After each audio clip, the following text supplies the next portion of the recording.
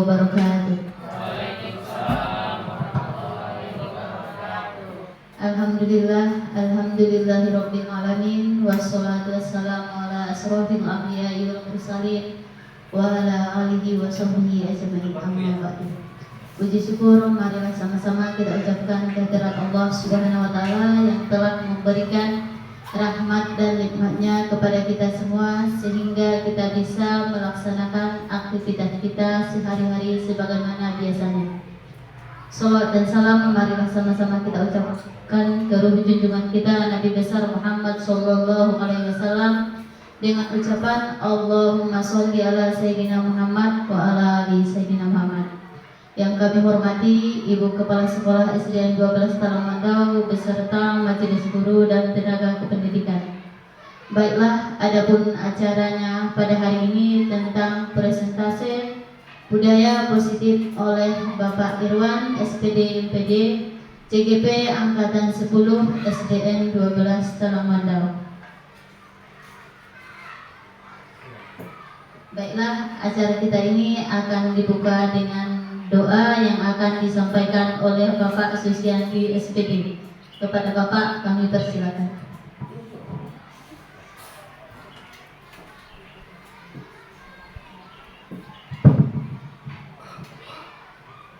Assalamualaikum warahmatullahi wabarakatuh.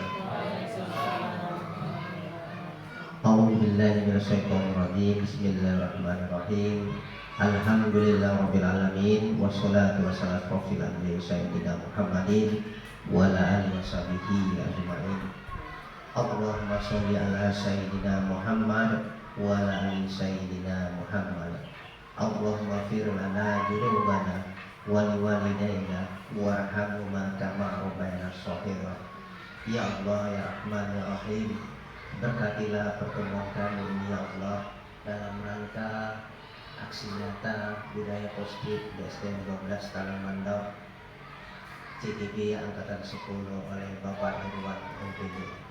Ya Allah ya Rahman ya Rahim, lancarkanlah urusan kami ini ya Allah, mudahkanlah urusan kami ini ya Allah, agar kami nantinya dapat mencapai apa yang kami inginkan dan ingin kami capai.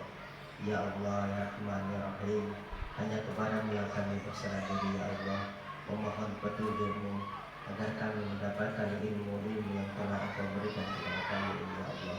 Rabbana atina fid dunya hasanah wa fil akhirati hasanah wa qina adzabannar. Walhamdulillahi rabbil alamin.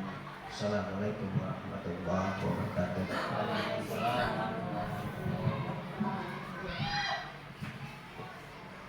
Baiklah, acara selanjutnya presentasi budaya positif yang akan disampaikan oleh Bapak Irwan SPD MPD. Kepada Bapak kami persilakan.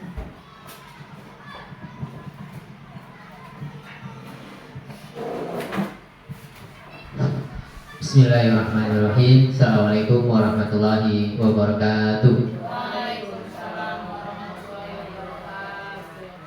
Alhamdulillahirabbil alamin. Bersyukur kita pada Allah Subhanahu wa taala dengan mengucapkan alhamdulillahirabbil alamin. Pada pagi hari ini kita semua diberi kesehatan, kesempatan untuk dapat belajar lebih baik lagi. Kemudian tidak lupa kita bersalawat kepada Nabi kita Muhammad sallallahu alaihi wasallam dengan mengucapkan Allahumma sholli ala sayyidina Muhammad wa ala ali sayyidina Muhammad. Yang saya hormati Ibu Kepala Sekolah SDN 12 Talamandau, yang saya banggakan dan saya sayangi pada Bapak dan Ibu Guru SDN 12 Talamandau. Pada kesempatan ini saya akan menyampaikan presentasi tentang budaya positif. Baiklah, saya akan menyampaikan dan menjelaskan budaya positif di sekolah SDN 12 Talamandau. Next, sebelum kita memulai acara ini, tentunya supaya acara ini berjalan dengan lancar, kita buat kesepakatan terlebih dahulu. Yang pertama, saling menghormati. Yang kedua, berbicara jika sudah diperlukan. dipersilahkan. Kemudian izin jika meninggalkan ruangan. Yang terakhir, mengikuti kegiatan dengan senang hati. Saya tanya kepada Bapak Ibu, apa perlu kita tambah atau kita kurangi, atau kita sepakat? Oke, kalau sudah sepakat, kita akan menyepakati keputusan ini secara bersama-sama. Next, Pak Ibu.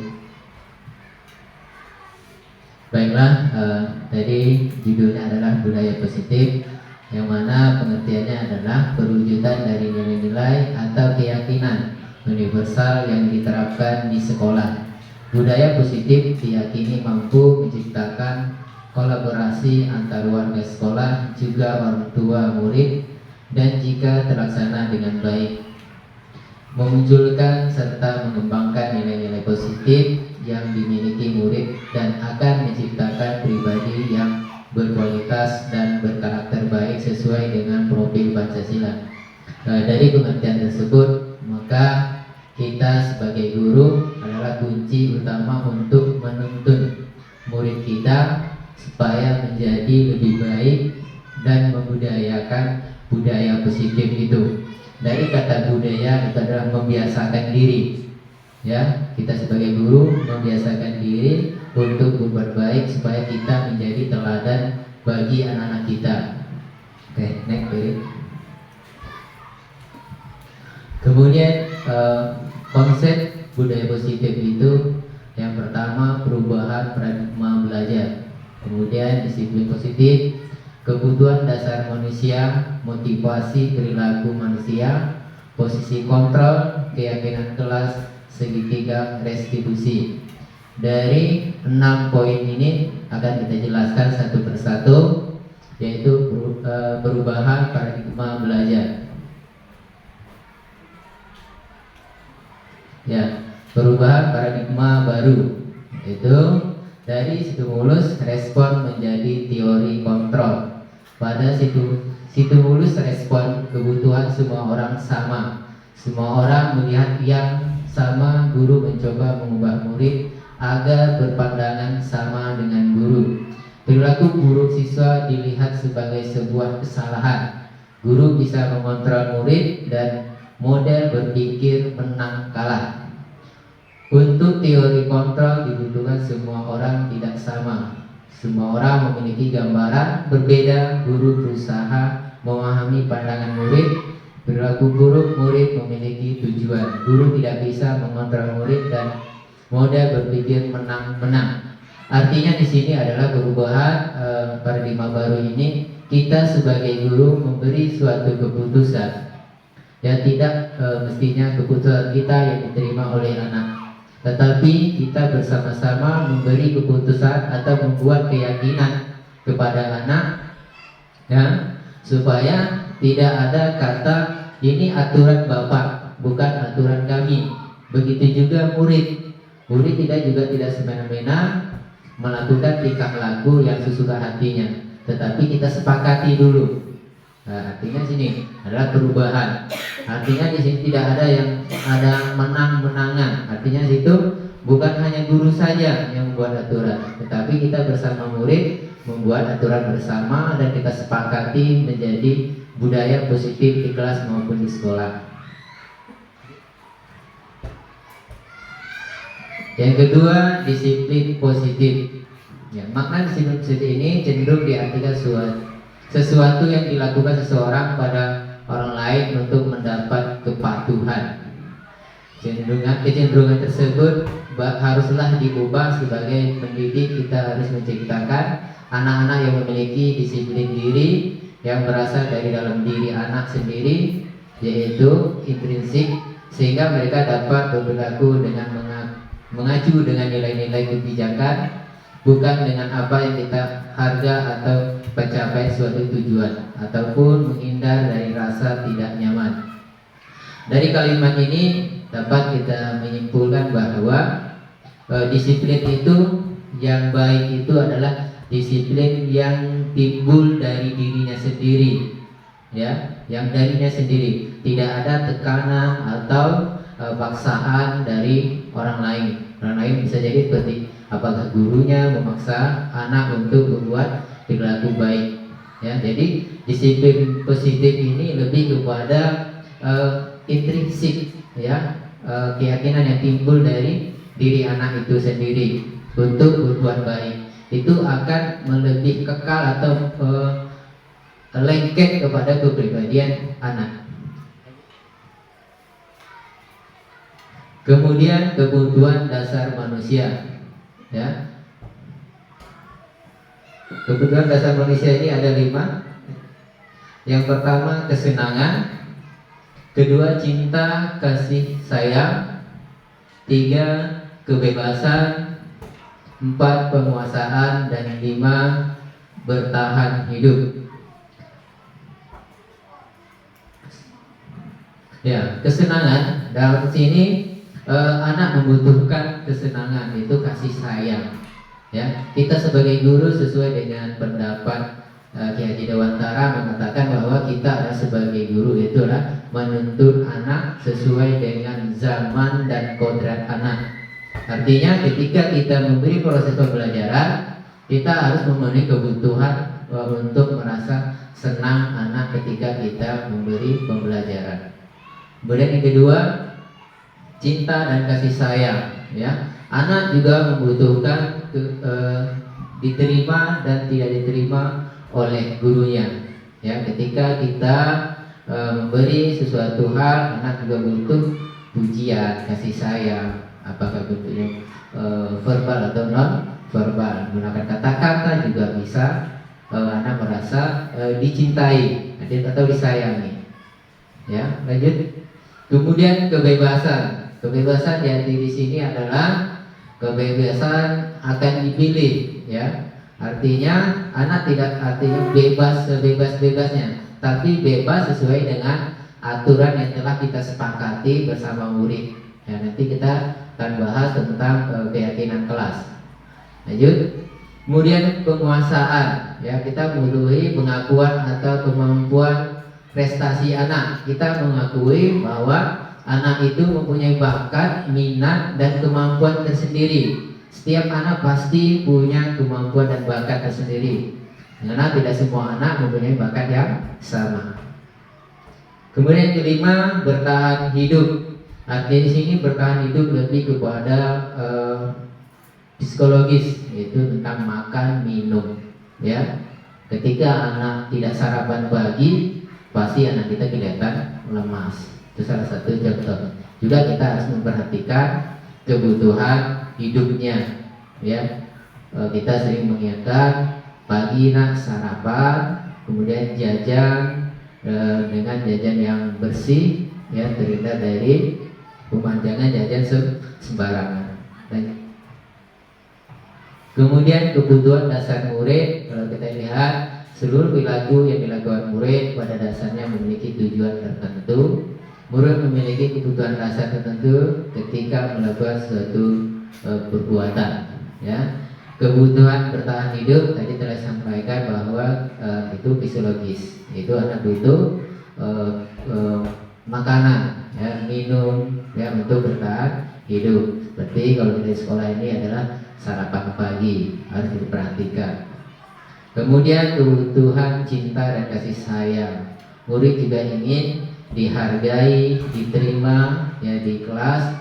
Ketika kita memberi suatu pendapat, kita minta tanggapan kepada anak. Kemudian selanjutnya kebutuhan penguasaan, kebutuhan pengakuan atas kemampuannya. Ya, setiap anak kemampuannya berbeda-beda. Kita harus mengakui anak tersebut mempunyai kemampuan yang berbeda.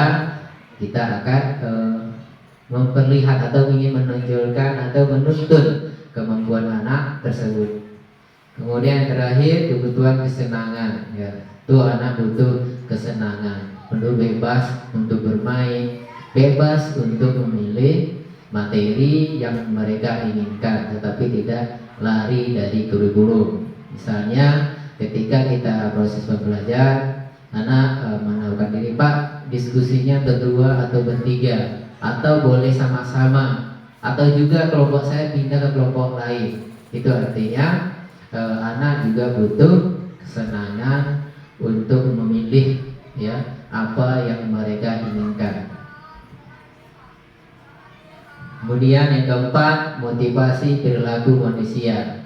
Ya, ini dapat ada beberapa pertanyaan, ada 3 untuk menghindari ketidaknyamanan atau hukuman.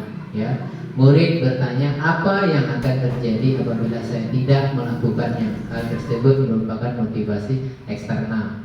Anak jika melakukan sesuatu hal ini, kalau ia tidak lakukan, ia akan merasa nanti pasti dapat hukuman. Kalau saya tidak lakukan, pasti dapat hukuman. Artinya apa? Dia tidak timbul dari diri sendiri. Ada tekanan, apakah dari gurunya atau dari temannya.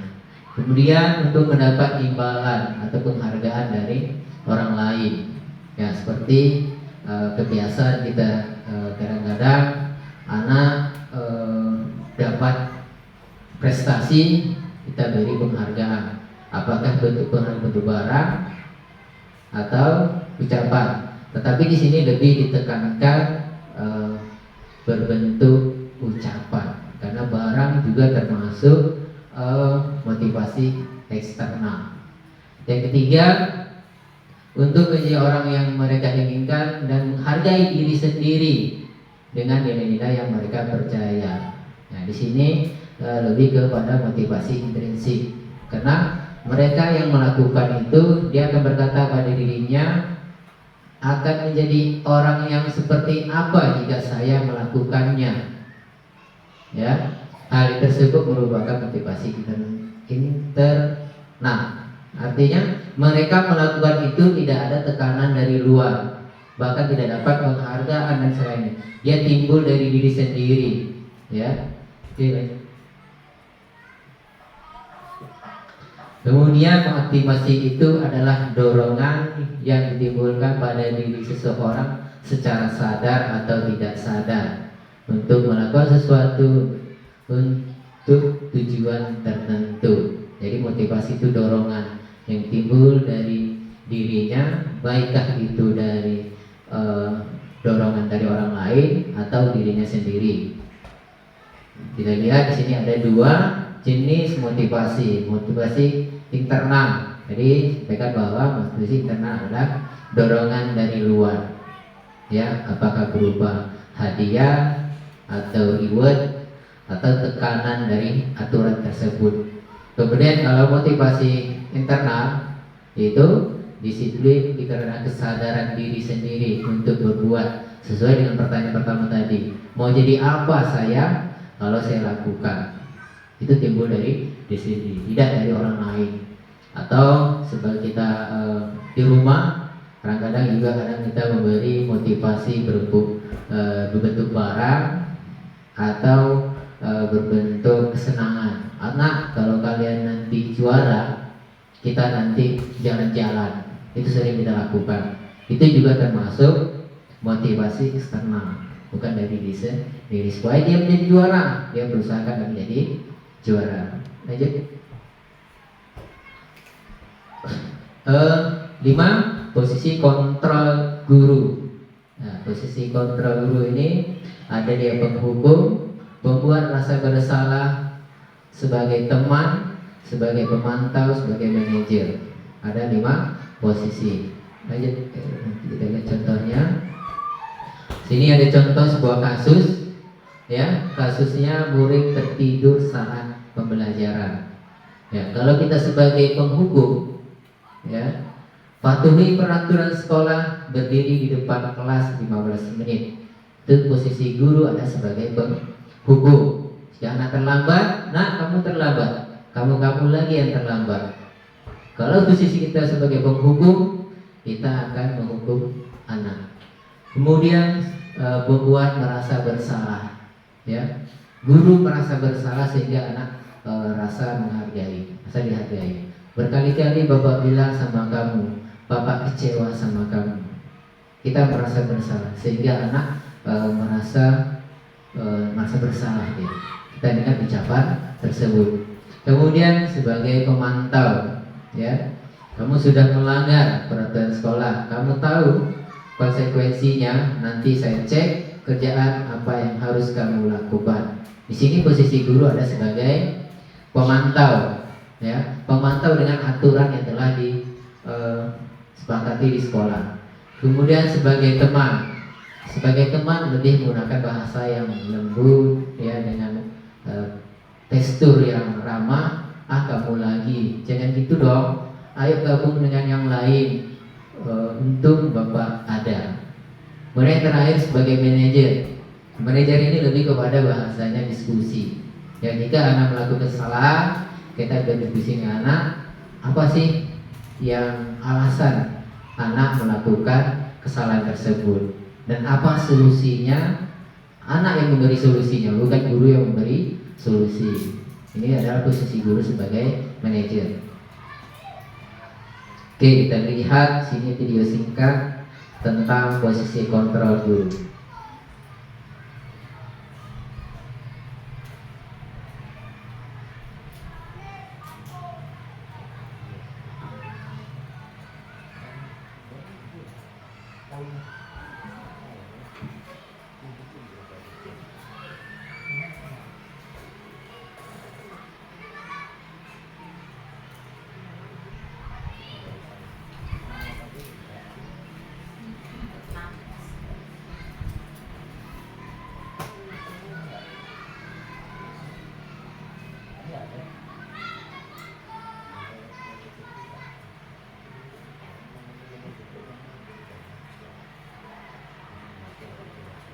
Pause dulu nih. Di pause dulu. Iya Pak Irwan.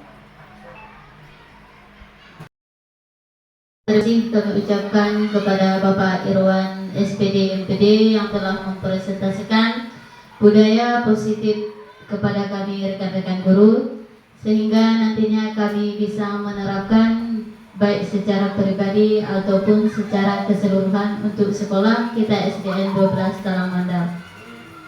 Amin amin ya rabbal alamin. Nah, saya tutup acara ini dengan membacakan hamdalah alhamdulillahirabbil alamin.